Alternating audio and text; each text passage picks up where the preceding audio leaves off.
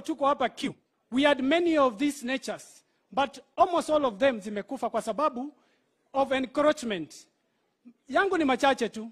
Kwanza ni kuombe we take action. And the action should be, first we gazette all the wetlands, ambazo sio Ukambani peke yake, so that we also tame encroachment. Number 2, Your Excellency, unajua kupanda mti, kuna kupanda mti na kuna kutake care ya mti.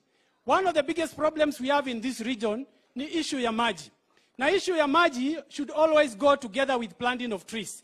I want to thank you for your commitment to ensure that Thwake Dam is completed, and also took on the high Grand Falls.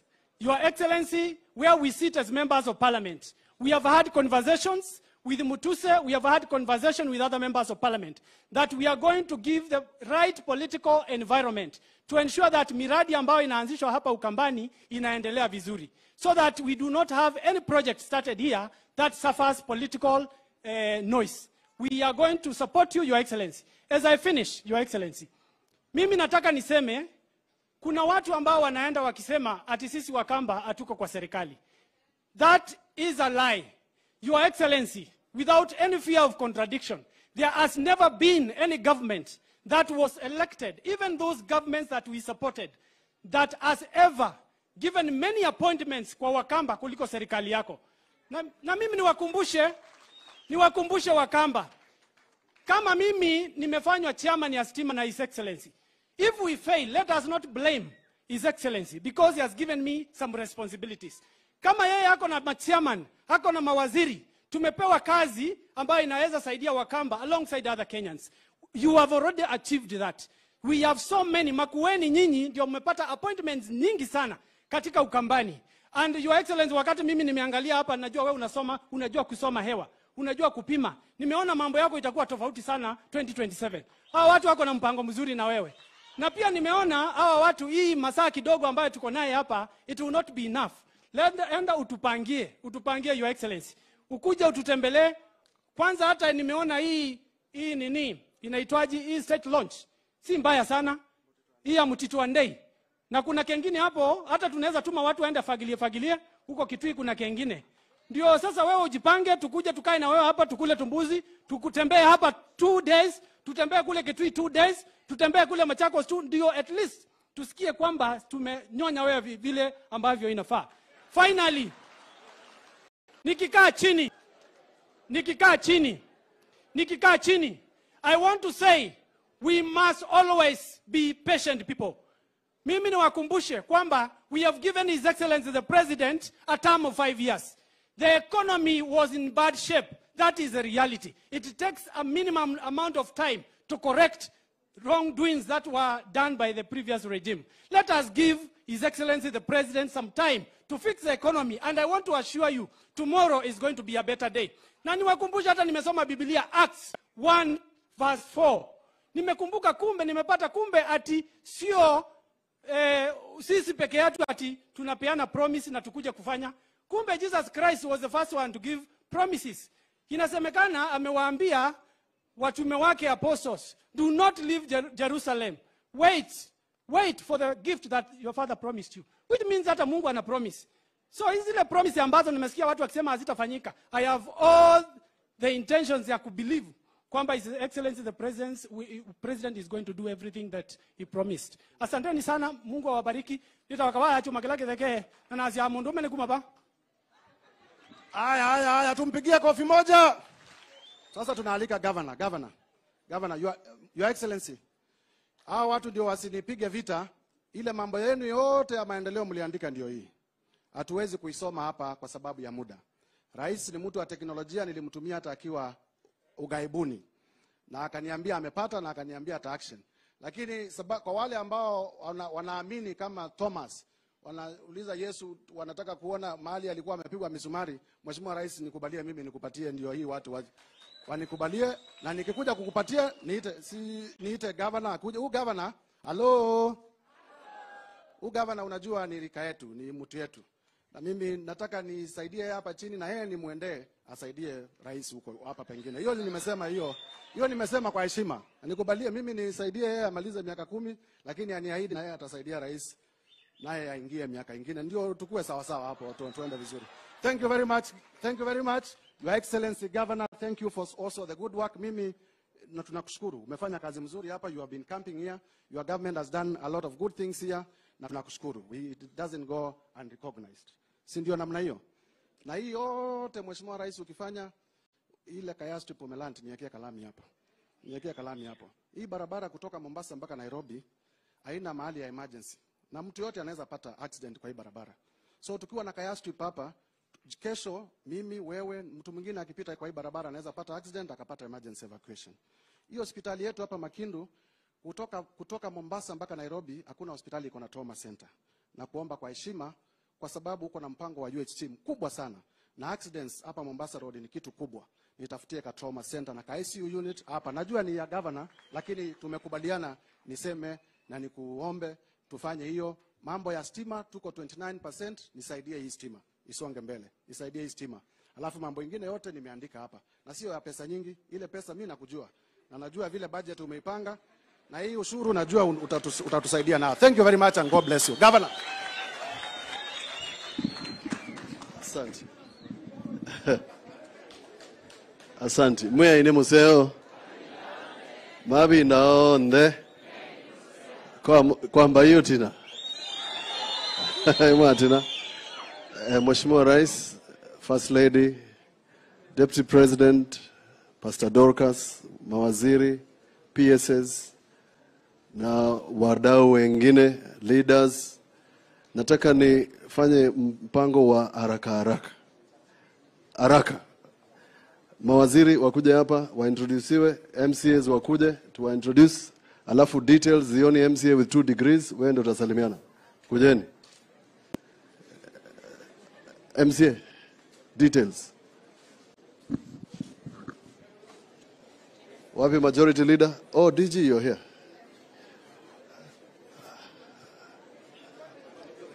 Is there an MCA missing? Aya. Kujeni juu. Mwasema.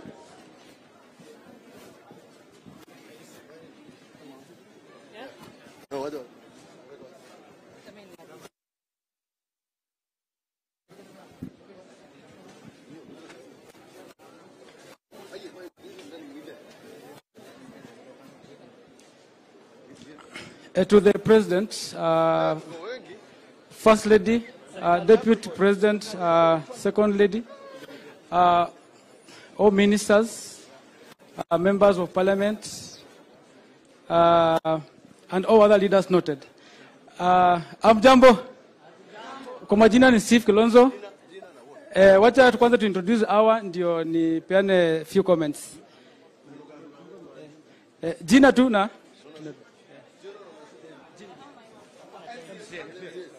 MCS. MCS. Thank you very much. Jina na MCA wapi? Harrison Mwanzia Mutie, MCA Vingoni Nzambani, Kibwezi East, Makueni County Assembly. Karibu sana Rais. Jonathan Kimongo, Mavidini Ward, Kule Thwakadam. Thank you so much, Rais. Elizabeth Kawembe Mutinda, Muvauke Kumene Ward, Makueni Constituency. Thank you so much. Jackson Mbalo, Mandeleo Chap, MCA kutoka Kekombolio North. Karibu Rais. Alexander Molemba, MCA Mbone Ward. Meshaka Kalinda Mbuki, MCA Kalawa. Karibu Thwakadam. God bless you. Karibu sana, Your Excellency. Mheshimiwa Magdalene Kalembe, nominated MCA. Jennifer Kamande Mwandi, special elect by Wiper Party, Makueni Assembly. Mheshimiwa Daniel Musau, MCA Ngu Masumba Ward, MCA wa UDA peke yake. Asante. Mheshimiwa Ruben Musau Kavai Amanzai kutoka Kaskeu Ward, Kule Kilome Constituency, supporter wa Rais wetu Samuel Ruto. Thank you.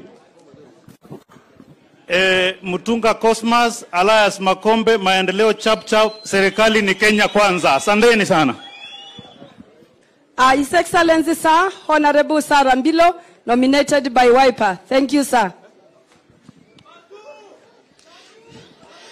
His Excellency, naitwa Muthiani Mwangangi, nimechaguliwa hapa Nguma Ward, iko Kibwezi West. we are neighboring with the Makendo. Habari zenu. Kwa majina naitwa Josephine Ndambuki, special elect by UDA party, William Samuel Ruto being my party leader, the president. Asanteni sana bwana president, na tuko na wewe na ongera. Na tunajua Makueni utafanya mengi na makubwa. Watu wa Makueni nyamazeni, tutaendea makubwa na bwana president na governor wetu Muthula na wao no kwa kanisa. Thank you so much.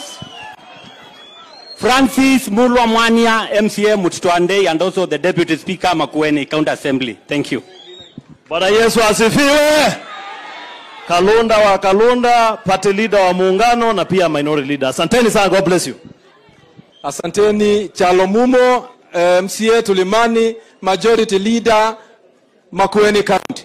His Excellency, yale matatu huku kwetu, maji, water na kiwu, hiyo tu. Yes, His Excellency, when nimesema, me, I'm the area MCA. Professionally, I'm an architect, and I'm also doing a Bachelor of Laws, UON currently. Ningependa, mimi huku ndio kwetu, nimezaliwa hapa. Nilikuwa niombe tu mambo matatu. Ya kwanza nilikuwa tu naomba tukifanya fence hapa ya fencing hapa, najua governor hako usaidie tu kidogo, maana najua building kubwa. Ile nyingine pale, Mr. President, nilikuwa kwa ile meeting yako ya Konza, ulisema mwezi wa pili utafungua Thwake Dam. Kwa hivyo sasa tunaomba Makindu, maana sasa huku ni kukame, tunataka pipe ya kutoka Thwake Dam tuletewe hapa. Na ya mwisho, Mr. President, kuna KWS, kuna shamba imeingia hadi kwa watu kwa barabara. Tungeomba, maana kuna watu wako hapa ndani wenye wanalima huku ndani, wakitoka wenye wanalima hiyo pipe inatoka Thwake Dam, tuwekewe kwa hiyo shamba ya KWS. Fenzi songoshe kidogo watu wangu walime. Asante sana. Mawaziri. I'm Engineer John Kieti, waziri wa maji na usafi Makueni County. Asante. Engineer Peter Mumo, waziri wa trade, culture na tourism. Nicholas Nzioka, waziri wa jinsia, watoto, vijana, michezo na huduma za jamii. Asante. Damaris Kavoi, Finance and Socio-Economic Planning. Thank you. Very good. Joyce Mutua, Waziri Agriculture, Irrigation, Livestock and Fisheries and Corporate Development. Very good. Your Excellency, I'm Dr. Sonia Nzilani, aka Siomete. Siomete is she who plants trees. That's my local name. I'm Waziri for Lands, Urban Planning and Development, Environment and Climate Change. We were your host. Thank you so much for the trees. Thank you. Your Excellency, Japheth Mangoka, Waziri Devolution, County Administration, Special Programs. Karibu. Your Excellency, I'm Dr. Justin Kiambi. I'm the County Secretary and Head of Public Service. Thank you. Asante. Your Excellency, my name is Lucy Mulili, Deputy Governor. You're most welcome and thank you for choosing Makueni, for announcing a holiday na kuchagua Makueni mahali ya kupanda miti. Asante, tunakupenda. Thank you. Niko na wageni wawili, wapi Governor Olelenku na wewe ndio za preservation ukukuja. Haya. Mgeni wetu atusalimie. Your Excellency, the President of the Republic of Kenya and Mama Rachel Ruto, Naibu Rais na Mama Dorcas, viongozi watu wa Mkoani ya mjambo. Your Excellency, very briefly, historia ya hii shida ya ukame tuko nayo ni kwa sababu ya uharibifu wa mazingira. Maji za Kilimanjaro zinatokea Loitoktok sehemu nyingi, maji ya Ngong ni hivyo. Na kwa sababu ya hii programu yako tuko na hope kwamba mambo yataenda mazuri. Na kwa hivyo hii tunaunga mkono kufufua mazingira yetu, tuko na mito zimekauka sababu ya hii. Naibu Rais, the Man Nation.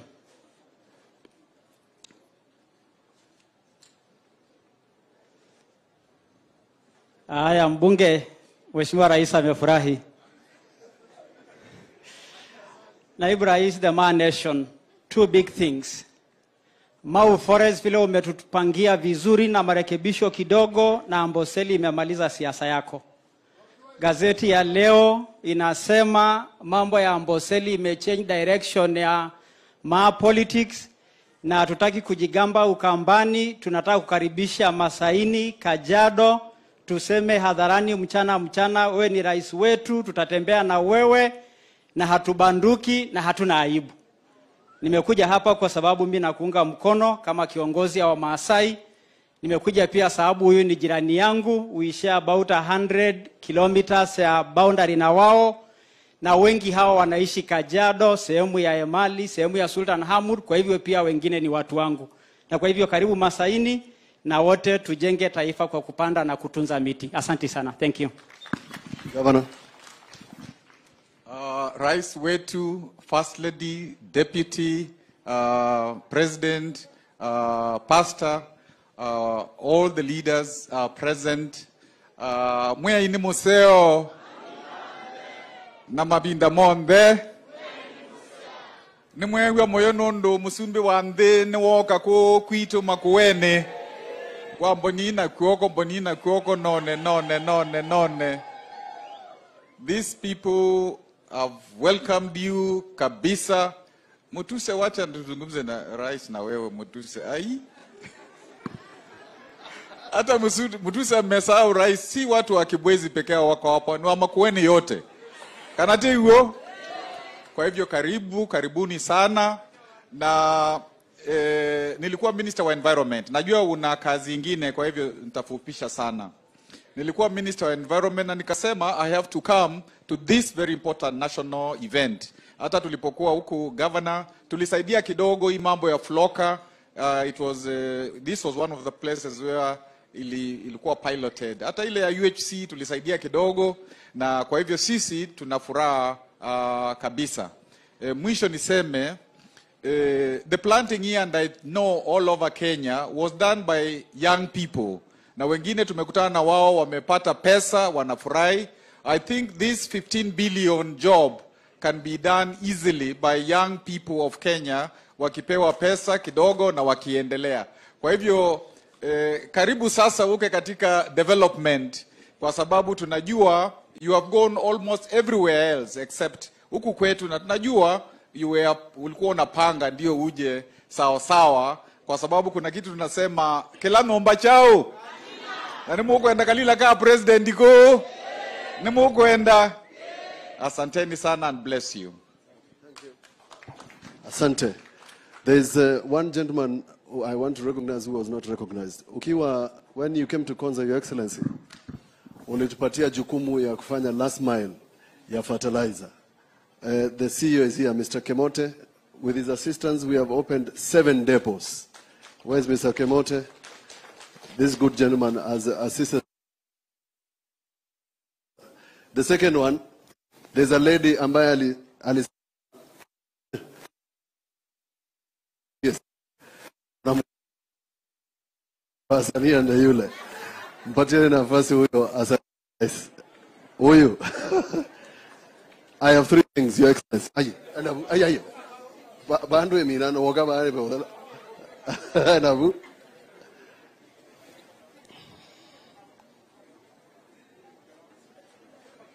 Ndio huyo. Tunamuita Professor. Thank you. Thank you very much. Professor Gavasania. Asante. Now, Rais, niko na 3 things.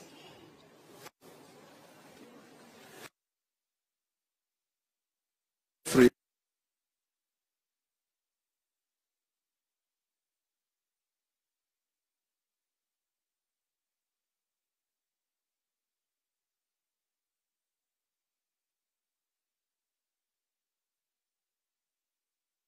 Can also waongeze mazao. So I request that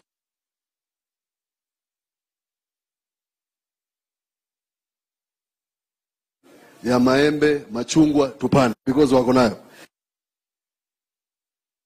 What Governor Olelenku was congratulating you for, watu wa Makueni wamekuwa kiniuliza. They have a national park. Oh, asante.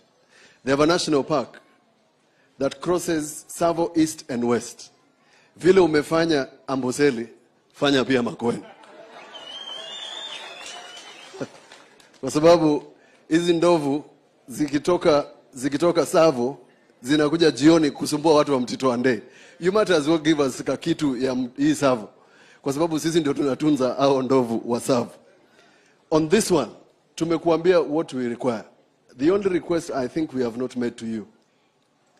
Wale watu umeambiwa hapa kwamba walipatiwa mashamba, walipatiwa na serikali. Hawezi kufurushwa bila kupatiwa malipo. So once we fence wale watu wako hapa, kwa sababu serikali ndio iliwapatia allotments, we let them be compensated so that we can reclaim this area. That is what we require. Ndio watu wasiumie bure. Last but not least, Your Excellency, ni kushukuru kwa sababu mumechagua. This report nimekupatia, Your Excellency.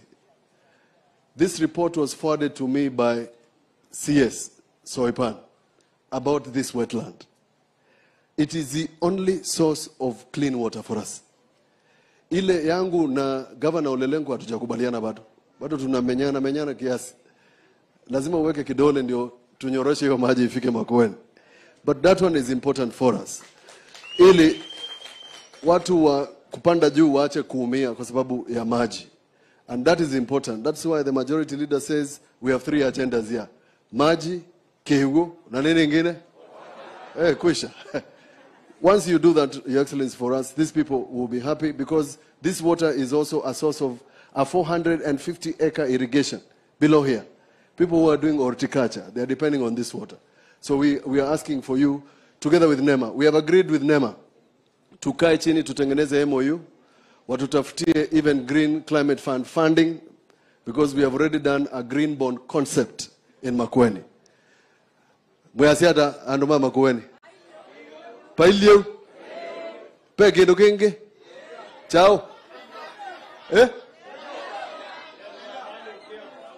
Lelo.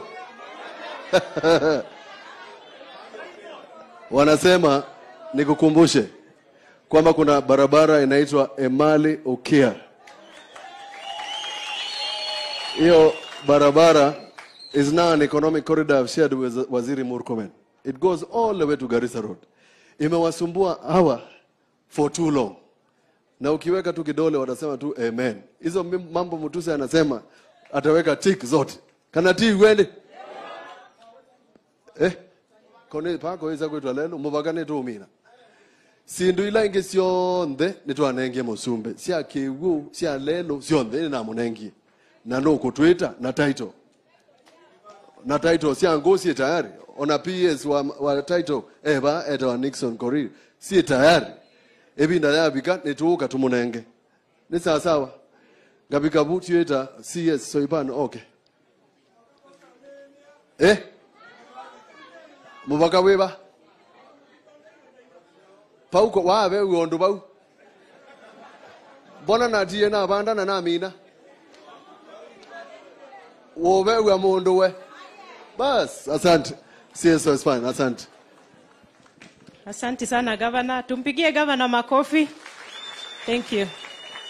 Your Excellency, the President, Your Excellency Mama Miti.Ruto, Excellency Deputy President, Honorable Rigathi Gachagua, Excellency Mama Dorcas Rigathi, all the members of Parliament, governors, watu wa Makindu. Bwana Yesu asifiwe.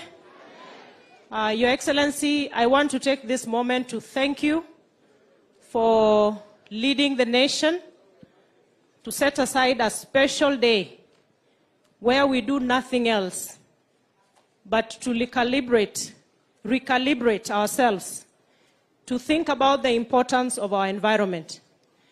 Your Excellency, I want to thank the Governor of Makueni and all the governors of this republic.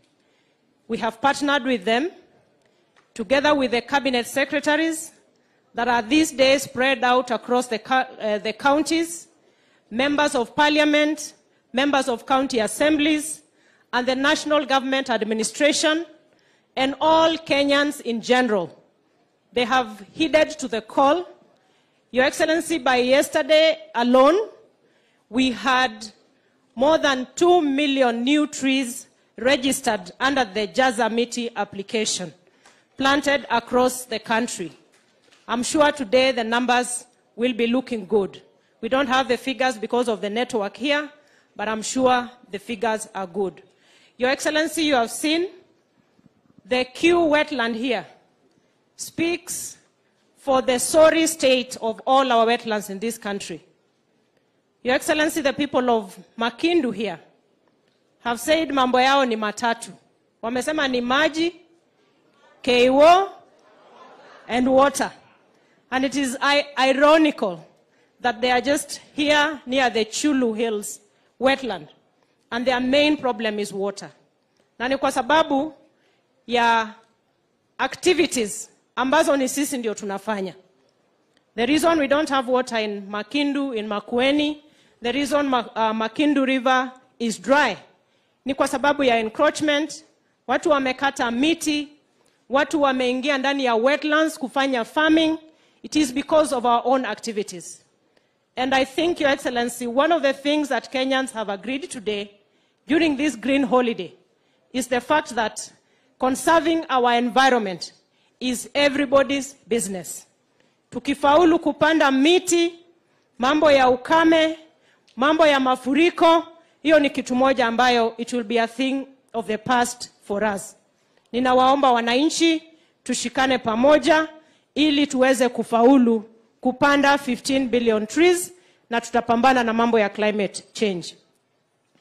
Your Excellency, we have agreed with the Governor Mutula that Q wetland is going to be a legacy issue for you, Your Excellency, and for Governor Mutula here.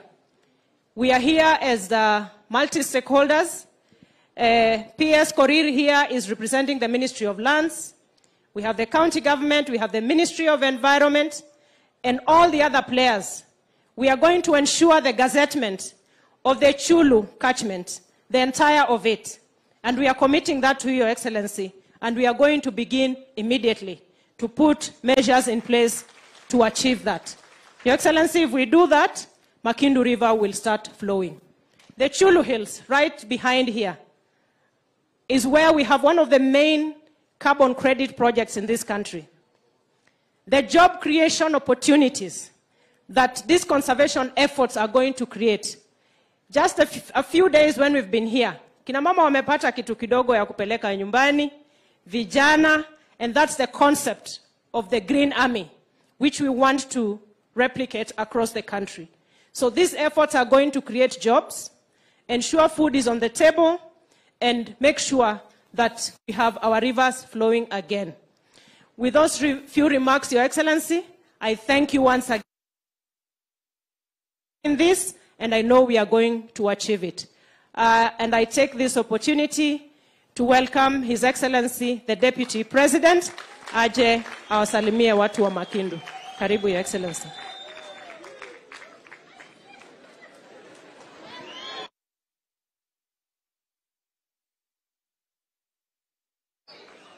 Musumbe wetu Dr. William Ruto, Mama Taifa, Mama Rachel Ruto, mawaziri, waitu muyaseo, muyaseo ingi, muyaine museo, na mabinda onde, nisalimiani kwa Bwana Yesu asifiwe.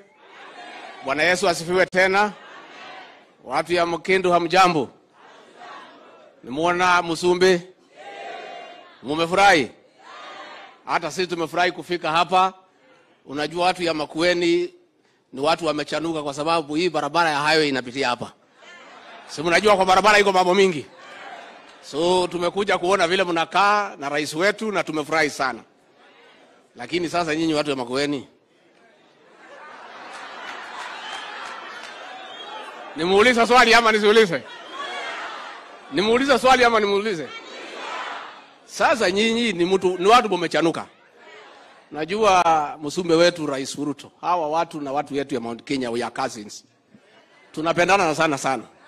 Hata kuoana tunaoana sana. Na biashara mnafanya vizuri. Kuaminika number 1. Bidii number 1. Lakini siku ya kujipanga wanafanyanga opposite ya sisi. Na mimi nataka nielewe nyinyi watu ya highway hii. Najua highway watu wanachanuka sana. Mwaka 2007 mkapanda maharagwe haikumea. 2013 mkapanda maharagwe haikumea. 2017 mkapanda haikumea. 2022 mkarudia hiyo maharagwe. Sasa hii maharagwe mtaendelea kupanda? Mtaendelea kupanda? Nyinyi mnasema mambo yenu ni ngapi? Water, maji na kewo. Sasa mwenye funguo ya hiyo mambo yenu matatu ni huyu Musumbe. Sasa nyinyi mkijipanga kule msituni mtasaidika namna gani? Si huyu ndio mwenye funguo ya hiyo mambo matatu? Si hiyo ndio maneno yenu? Si mjipange na huyu Musumbe. Kwani nini ngumu? Kujipanga tu. Si yako hapa. Kwani ni formula gani inatakikana? Iko rocket science. Sasa hiyo ndio mambo yenu matatu na tumekubaliana.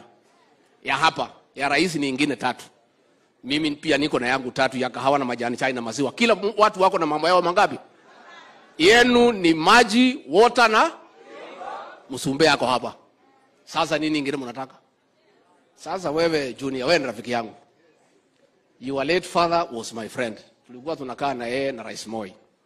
You are one of the most progressive leaders in this country. Ambaye unaona mbele, akili iko sawa.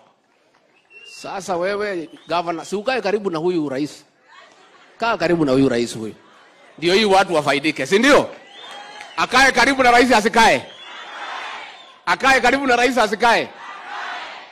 Unajua ukitaka moto unaomba pahali iko, si ndio? Saa hii for now mpaka ile 32 mwenye maneno ni huyu. Si ndio? Si huyo ndio yako na maneno. Sasa miaka 9 mtakaa msituni. Mtakaa msituni miaka 9. Si muingie hapa hiyo miaka imebaki 9, kama mnataka kutoka baadaye mtoke. Alafu munyonye hiyo mheshimiwa amesema. Kwani mtanyonya mkiwa msituni? Mtakaribia? Wangapi wanasema tuvuke rais mkono? Asante sana. Muko tayari tumkaribishe Musumbe? Na vigeregere na shangwe? Haya, 1 2 3.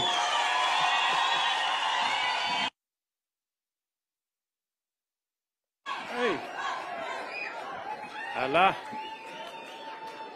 Basi viongozi wote wenzangu na watu wa hapa Makueni hamjambo.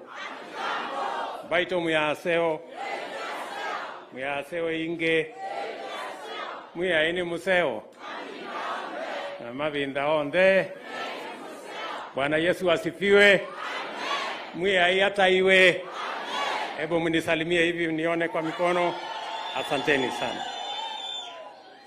Basi ndugu zangu watu wa Makueni, mimi kwanza nasimama mbele yenu kusema asante sana kwa kutukaribisha hapa Kitui, Kibwezi, Kibwezi East, Kibwezi West, kwa huyu ndugu yangu Mheshimiwa Mwengi Mutuse. Tunawashukuru sana kwa sababu mumetupatia nafasi tulete hapa sherehe ya kitaifa. Hapa leo Kenya mzima tumeungana kama wananchi wa Kenya, bila ya kujali chama, bila ya kujali tofauti zetu zingine zote. Tumeungana kwa hii sherehe ya kitaifa kwa sababu mambo ya mazingira Kenya ni mambo ambayo hayana mpaka. Sote tumeungana kwa sababu mambo ya mazingira ni ya muhimu. Climate change is a reality we can never wish away anymore. Na ndio sababu tumekuja hapa kuungana na nyinyi. Mnajua tulikubaliana ya kwamba tunapanda miti bilioni 15.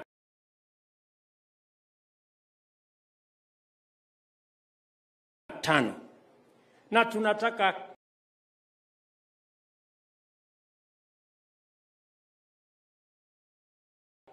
wajumuike na kupanda miti. Na ndio sababu hiyo siku hii ya leo tulisema ni siku ya kazi maalum, kazi ya kupanda miti katika taifa letu la Kenya.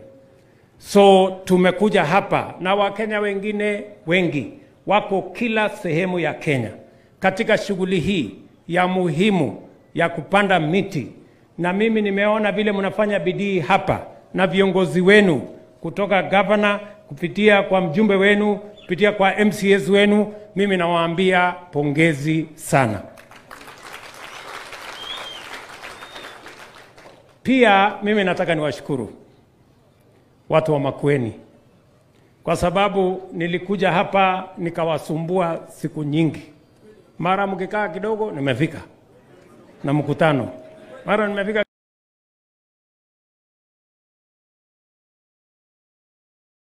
anasema asante sana. Najua hii Makueni ni mahali ngumu. Tulijaribu na Uhuru Kenyatta tukapata 4%.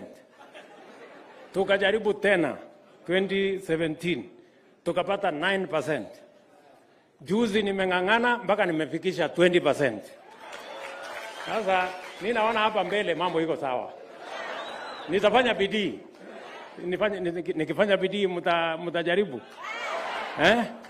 Nitafanya bidii. Sawa sawa. Na mimi vile viongozi wenu wameuliza.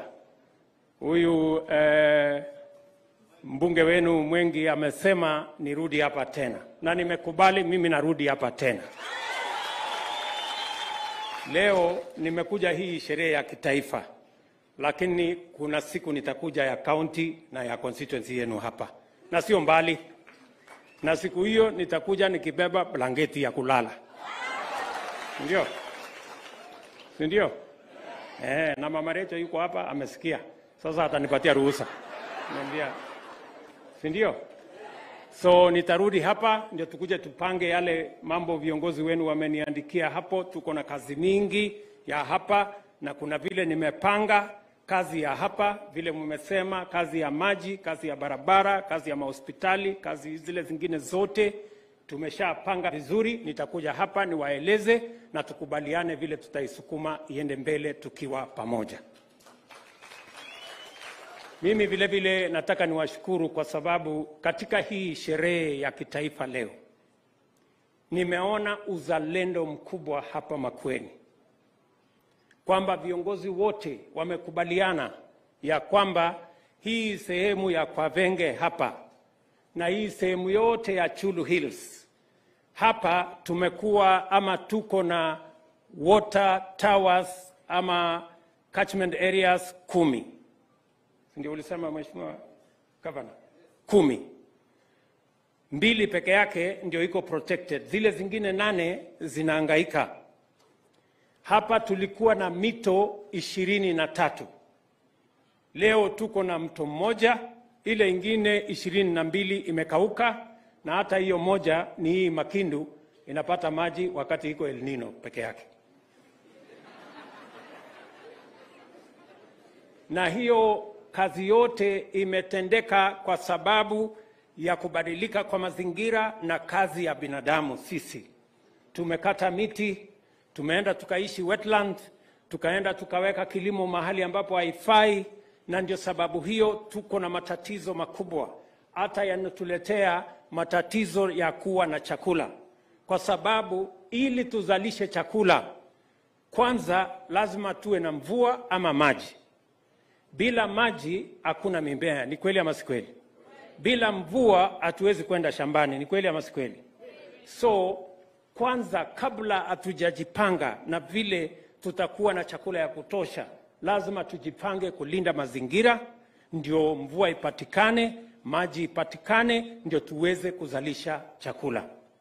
Kwa hivyo kama kuna mpango itakayochangia katika kuhakikisha kwamba tuko na chakula ya kutosha, katika mambo ya cost of living, ni kuhakikisha kwamba tunalinda mazingira yetu, maji ipatikane, mvua ipatikane, tuzalishe chakula ili tuondoe njaa katika taifa letu la Kenya. Kwa hivyo jukumu tunafanya leo, hii kazi tunafanya leo ya kitaifa, ni kati ya mikakati ya kuhakikisha ya kwamba tunapunguza gharama ya maisha kwa kuhakikisha kwamba kuna mvua na maji, tuzalishe chakula ya kutosha, ndio tuhakikisha kwamba Kenya iko na chakula. So that is the primary essence of what we are doing. Na sote tumekubaliana ya kwamba miti bilioni 15 tutapanda. Kila mmoja wetu, mtoto mdogo, nilikutana na mungwana anaitwa Mutinda hapa, aliniambia amepanda miti 2, kijana mdogo hivi, na akaniambia anasoma shule nyingine inaitwa Kiambani hapo, na nimekutana na watoto wengine wapo Kiambani wakaniambia wanasoma hapo, na wamenipromise ya kwamba ile miti nimepanda pale, wakienda kuangalia yao wataangalia yangu. So kwa sababu hiyo sasa hao wanafunzi wamenifanyia hiyo kazi, wewe bwana mjumbe, nitakusaidia shilingi milioni 5 ya hiyo shule. Ya hawa hiyo shule ujenge vizuri. Ndio? Ujenge vizuri. Ndio wale watoto nilikutana na wao wajue kuna jamaa alikutembea hapa. Si ndio? So hiyo hawa wanafunzi, watoto wetu, kila mmoja wetu, the point I'm trying to make is that this assignment of planting trees across Kenya is not about age, it's not about religion, it's not about party, it's not about the area you come from.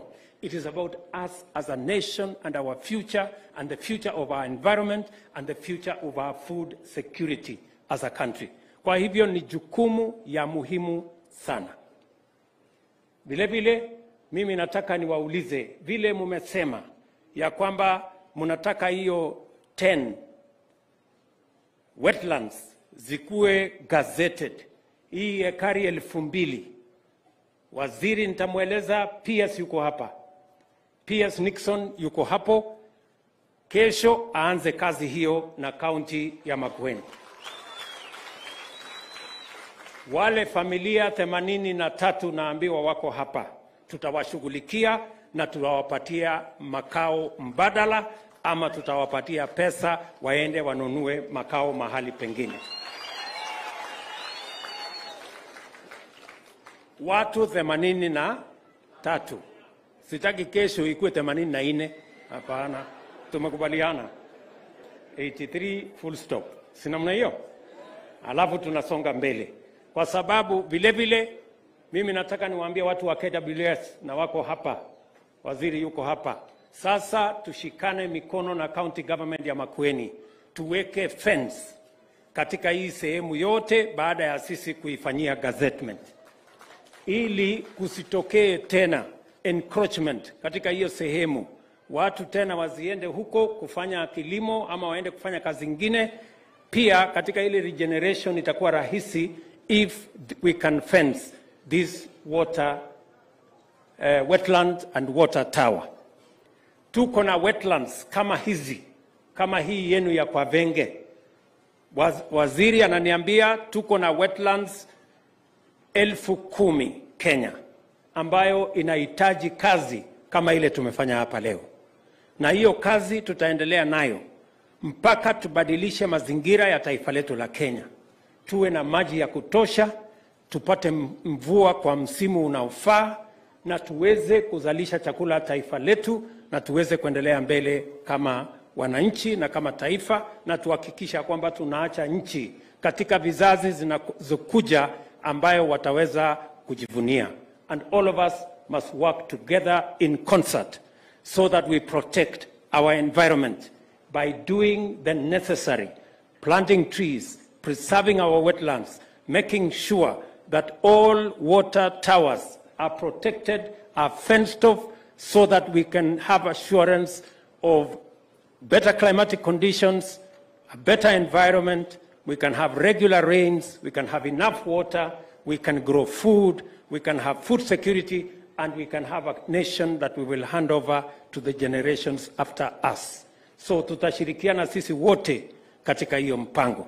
Na nimefurahi sana kufika hapa Makueni katika kazi hii ya muhimu, na vile nimewaeleza mimi nitakuja hapa Ukambani kama siku 3-4 hivi nikae hapa,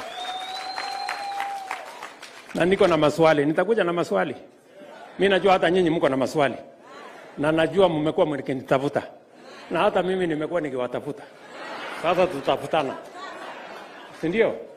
Tuketi chini tuongee, ndio tupange vile Kenya inasonga mbele, ama namna gani jameni? Meanwhile, mimi nimesikia vile mbunge wenu wamesema. Mbunge wenu wamesema ya kwamba mko na KMTC hapa, na nilikuja kweli mpaka hiyo KMTC.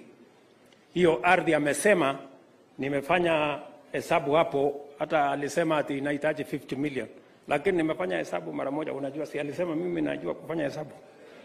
Nimeona inatosha 30 million, so nitakupatia 30 million wewe acha. Acha story yako. Wewe unataka kunikata tu nikisimama hapa hivi? Si ndio? So hiyo kazi nitakufanyia. Na mimi nataka nishukuru gavana wenu kwa sababu anashughulika na mambo ya matibabu, mambo ya hospitali. Na mimi nataka niwaambie watu wa Makueni, tumekubaliana na county governments zetu sote kwamba sisi kama serikali ya kitaifa tunaunga mkono our county governments waweze kufanya kazi ya health katika taifa letu la Kenya. You have my commitment, you have my word, you have our support. Na ndio sababu mwaka huu mliona siku ya mashujaa hapa Makueni.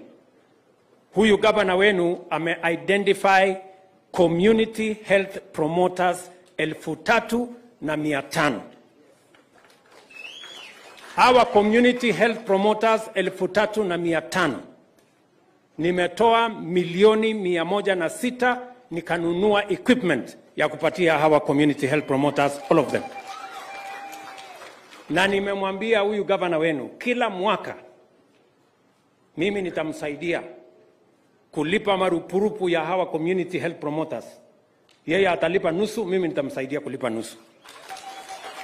Kila mwaka nimekubali serikali kuu itatoa shilingi milioni 106 every year kuhakikisha kwamba hawa watu wa community health promoters ambao wanatusaidia kwa mambo ya afya, wanatembea katika vijiji, wanatembea katika mitaa, wanatembea katika manyumba zenu.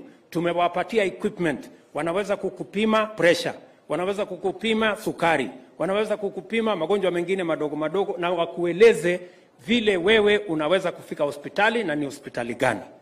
Tumekubaliana vile vile, na mimi nataka niwashukuru watu wa Makueni, hasa hapa Kibwezi West. Huyu mungwana ambaye anaitwa Mwengi Muthesi, Utuse huyu. Si mnajua yeye ndio vice chairman ya kamati ya bunge ambaye inasimamia mambo ya sheria. Mumenichagulia shujaa, mimi nataka niwashukuru sana. Huyu mungwana akiungana na wabunge wengine wamepitisha sheria ambayo sasa itatengeneza msingi thabiti wa mambo ya afya katika Kenya. Ile universal health coverage ambayo tumekuwa tukingojea, tukipangia karibu miaka 20. Hao wabunge sasa wamepitisha sheria 4 mpya ambayo itasimamia na kudhibiti msingi ambayo itatuwezesha kama serikali ya county na serikali ya kitaifa kufanya universal health coverage. Tuhakikishe ya kwamba hakuna Mkenya atabaki nyuma ama auze mali yake tena kwa sababu ya kutafuta madawa ama kupanga mambo ya afya. Ninyi mnanielewa? Na tumesema mtaona hivi karibuni, nyinyi ambao mmekuwa mkilipa NHIF, mko na mapato ya chini, shilingi 500, sasa teremusha ikuje shilingi 300 hapo chini. Ninyi mnanielewa? Na tumesema dispensary, health center, level 1, level 2, level 3, nyinyi wananchi lazima mjumuishwe katika kuendesha hiyo zahanati. Every facility must have sufficient public participation. Tuwe na watu wa NGO pale, tuwe na viongozi wa dini wa kanisa pale, tuwe na wananchi pale. Ndio kama hakuna dawa, mimi na gavana tunaambiwa mapema. Kama iko matatizo, huyu gavana apate habari mapema. Ndio tuhakikishe ya kwamba wananchi tena wasiuze mali yao kwa sababu ya kutafuta matibabu. That is the essence of universal health coverage. So hiyo kazi tumeanza hapo chini na community health promoters. Si tulikubaliana bottom up? Hapo chini hapo tunaanza hapo kwa bottom na community health promoter tukielekea kwa madaktari huko juu. Tumeelewana? Vile vile mimi wakati nilisimama hapa niliwaeleza ya kwamba hata ingawaje tuko na matatizo pale kwa mambo ya elimu, niliwaambia mambo ya CBC tutatatua, mambo ya funding tutatatua, mambo ya walimu tutatatua. Kufikia sasa hapa Makueni, kwa mwaka mmoja imepita, tumeajiri walimu 1725 in Makueni alone. Walimu hawajawahi kuajiriwa in 10 years, but we have hired in 1 year, kwa sababu tunaelewa umuhimu ya kila mtoto kupata elimu. Elimu ndio inatupatia usawa. Mtoto wa tajiri na maskini wanakuwa sawa. Mtoto wa rais na mama mboga wanakuwa sawa kwa sababu ya elimu. Ni mnanielewa? Ndio sababu tunasema every child akienda shuleni apate kuna mwalimu, na mimi nataka niwahakikishie hata mwaka ujao tumepanga mpaka tuwe na walimu wa kutosha shuleni, ndio kila mtoto wa Kenya apate nafasi ya kusoma. Vile vile tumekubaliana ya kwamba pale katika university, pale katika TVET pia tuko na funding model ambayo itahakikisha hakuna tena gap inatokea ama pengo inatokea, ile inaweza kufanya elimu yetu ifike mahali ilikuwa imefika. Pale tulikuwa na madeni karibu shilingi bilioni 60 ya university kwa sababu ya pengo ya funding ya university. We have closed that gap, and I want to thank members of parliament for agreeing with my administration that we close the gap, we provide more money so that we can fund all our children, because education is the greatest asset that we have to give to our children and to the future generations. Tumekubaliana? Mwisho, mimi najua hapa Ukambani vile mmeniambia mambo yenu ni kewo, maji na water. Si ndio? So kwanza niliwaeleza mambo ya Thwake, na MCA wa hapa bwana architect amesema ya kwamba nilisema tunamaliza hiyo kazi Februari, na mimi mtaniona hapa Februari. Tumesukumana na wale ambao wanafanya hiyo damu. Ile kitu imefanyika kidogo ni kwamba imeongezeka, tumeongeza ile damu kwa sababu tunaona kuna maji ya kutosha, so tumeongeza the dam by another 3 meters, na nimetafuta shilingi bilioni 5 ingine zaidi ya kuweka, kwa hiyo ya kuweka hapa Thwake.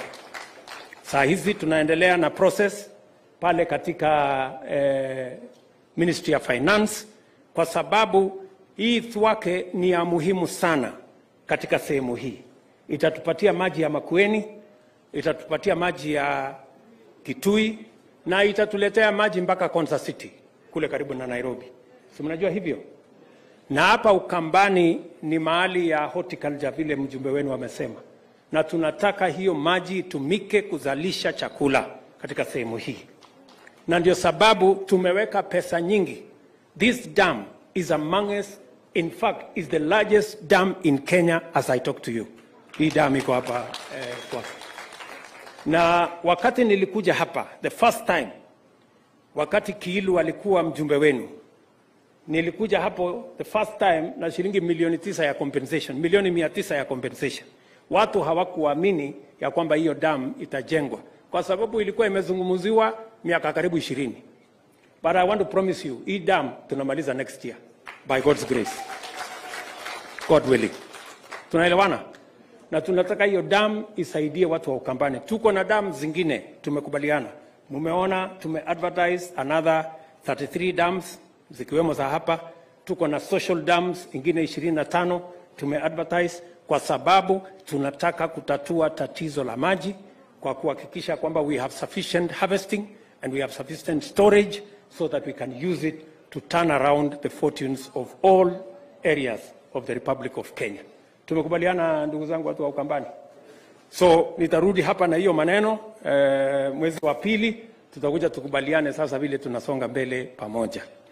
Mwisho kabisa, mimi nataka niwashukuru kwa ile kazi nyingine yote. Maneno ya affordable housing, mimi nikikuja hapa tayari hapa Makueni tumeidentify mahali tutajenga nyumba 10,000 ya kwanza hapa Makueni katika mpango ya affordable housing. Tunafanya kazi na county government yenu, and we have a progressive working relationship with the county. Mimi nataka niwahakikishie tukirudi hapa, na nimeambia, si mnajua kuna nyumba pale wote ilikuwa inaitwa civil servants. Imejengwa since 1980. Sasa 40 years haijakamilika. Hiyo nyumba nitaanza Januari na nitamaliza kabla ya June next year. Nimalize. Kwa sababu hii nyumba imengojea miaka ngapi? 40. Just imagine. Hii ni ukumbavu mkubwa sana. Na ni kwa sababu hatukuwa na mpango. Ndio wakati niliwaambia jameni, tuwe na mpango ya housing fund. Sio ya kwamba tulikuwa tunataka mtu yeyote awe na sababu yeyote. Ni kwa sababu unless you have a plan, it is said, if you have no plan, you are actually planning to fail.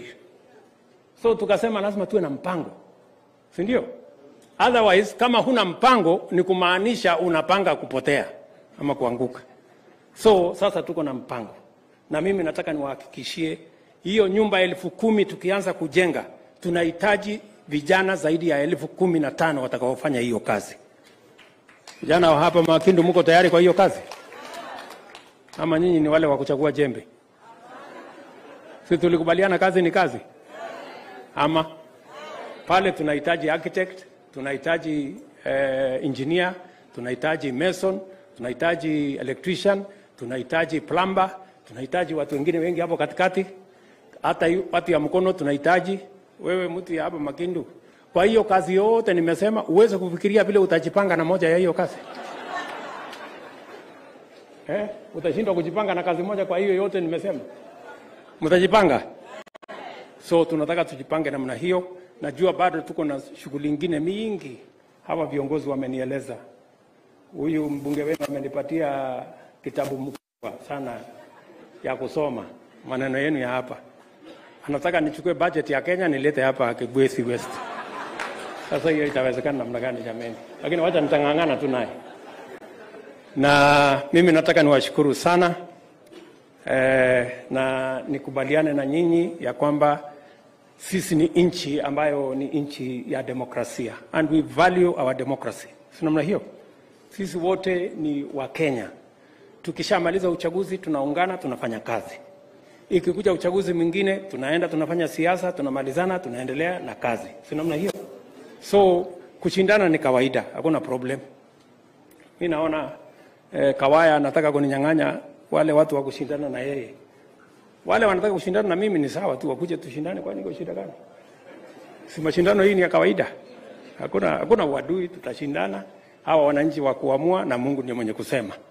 Si namna hiyo? Kwa hivyo watu wa Ukambani, watu wa hapa Makindu, watu wa Makueni, nataka niseme asante sana kwa kutupokea hapa. Tunawapenda ajabu na tunawatakia baraka ya Mungu. Asanteni sana kwa kuja. Ukirudi nyumbani, msalimie watoto wenu. Hapa tuko na wamama wawili. Tuko na mama Dorcas Rigathi ambaye ni mama wetu wa pili, mke wa Deputy President. Mpigie makofi. Na hapa tuko na mama Rachel Ruto. Huyu ndiye alikuwa girlfriend yangu pale mbeleni.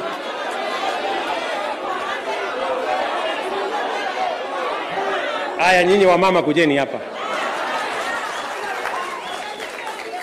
Ala. Kumbe mlikuwa na fitina kiasi hii. So sasa mimi niko na kazi nyingine. Tuko na wageni wengi. Si mnajua Kenya hii imebadilika mambo. Tuko na wageni wengi ambao wanatutembelea kwa sababu wamejua Kenya kuna maneno. So leo niko na rais wa kutoka huko Sudan anakuja kunitembelea. Kesho nitakuwa na rais wa Romania kutoka huko Europe anakuja kutembea Kenya. So simutani kidogo, nyinyi mtasema dakika moja moja.